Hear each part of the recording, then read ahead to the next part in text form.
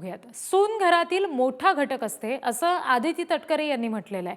शरद पवार यांनी केलेल्या वक्तव्यासंदर्भात आदिती तटकरे यांनी ही प्रतिक्रिया दिली आहे। घरातील किंवा बाहेरचे असा उल्लेख करणं दुर्दैवी असल्याचंही त्या म्हणाल्या। सून ही लेखीसारखीच असते, राजकारण एका बाजूला आणि कुटुंब एका बाजूला, असं आदिती तटकरे यांनी यावेळी म्हटलंय। आज सुनेत्रा वहिनी जवळपास 30 वर्षाहून अधिक वर्ष हे त्या घरातल्या सून आहेत। त्याच्यामुळे इतर वेळेला जसं आपण म्हणत असतो की लेक आणि सून हिच्यामध्ये काहीच फरक नसतो, सून ही लेकीसारखीच असते आणि हाच पुरोगामी विचार ह्या पुरोगामी महाराष्ट्राने पुढे नेलेला आहे। त्याच्यामुळे कुठं ना कुठं तरी मला असं वाटतं की आज मी साधारणपणे सुनेत्रा वहिनींची सुद्धा कुठे मुलाखत ऐकली आणि त्यांनाही कंठ दाटून आला आणि कुठे त्यांच्याही तोंडातून काही शब्द फुटत नव्हते। त्यामुळे निश्चितपणाने हे एक दुर्दैवी आहे। त्यामुळे राजकारण एका बाजूला, कुटुंब हा एका बाजूला।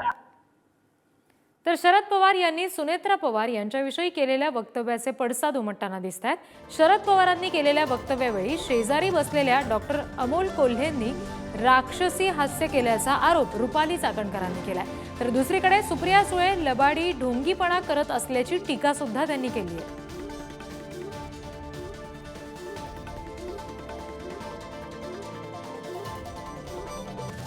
वक्तव्य केलं त्यावेळेस त्यांच्या बाजूला बसलेली जी लोक होती, डॉक्टर अमोल कोल्हे, मी निषेध करते। आपण अभिनेता म्हणून ज्यावेळेस काम करता, चेहऱ्यावरती रंगरंगोटी लावता, त्यावेळेस आम्हाला त्या कलाकाराची कदर आहे। कलेचं मोजमाप कशातही होऊ शकत नाही, पण आपण छत्रपती शिवरायांची भूमिका, आपण छत्रपती संभाजीराजांची भूमिका ज्यावेळेस करता त्यावेळेस तिथं आपण महिलांना मान सन्मान दिलं पाहिजे, ह्या भूमिकेतून मांडता। पण ज्यावेळेस साहेबांनी अशा पद्धतीचं वक्तव्य केलं त्यावेळेस आपण राक्षसी हास्य करत त्याला साथ दिली। संसद रत्नांची एक मुलाखत पाहिली, त्यांना पत्रकारांनी विचारलं की पवार साहेबांनी अशा पद्धतीचं विधान केलं, त्यावेळेस आपली प्रतिक्रिया, त्यांनी सांगितलं की मी अजून स्टेटमेंट पाहिलं नाही।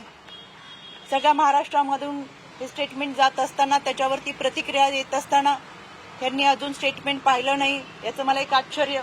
दुसरी गोष्ट, हे वाक्य उच्चारल्यावर पुढचं वाक्य त्या घेतात की साहेबांनी 2च शब्दात उत्तर दिलं।